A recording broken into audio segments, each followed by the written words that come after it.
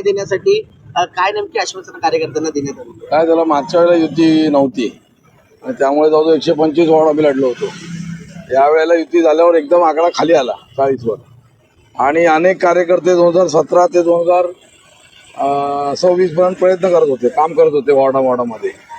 परंतु आता युती झालेली आहे, युतीमध्ये उभं राहण्याने काही हासिल होणार नाही याची आम्हाला त्यांना जाणीव पण करून देतोय. कार्यकर्त्यांचं पण नुकसान होऊ नये आणि युतीचंही नुकसान होऊ नये या दृष्टीने आमचे प्रयत्न आहेत. कार्यकर्त्यांना पण आव्हान आहे की त्यांनी सारासार विचार करावा आणि भान ठेवावं आणि आपल्या उभं राहण्याने का कोणाचा फायदा होणार आणि आपला काय फायदा होणार आहे याचा गांभीर्याने विचार करावा. जणांनी बंडखोरी केली होती, किती लोकांना आतापर्यंत संपर्क झालेला आहे? नाही, दोन्ही पक्षाकडनं साधारणतः एक 30-35 ठिकाणी काही उमेदवार उभे आहेत.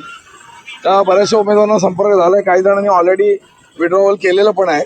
उद्यापर्यंत बहुतेकचे विड्रॉवल होतील. नाराज कार्यकर्त्यांना काय नेमकं भाजप कडून मिळणार आहे? पद असेल? नाही, काय मिळणार तर काय प्रश्न नाही ना. आता एवढे नाराज आहेत, त्यांनी विड्रॉ भाजपमध्ये राहावं हेच त्यांना मिळणार आहे. प्रत्येकाला काय देणार ते जास्त.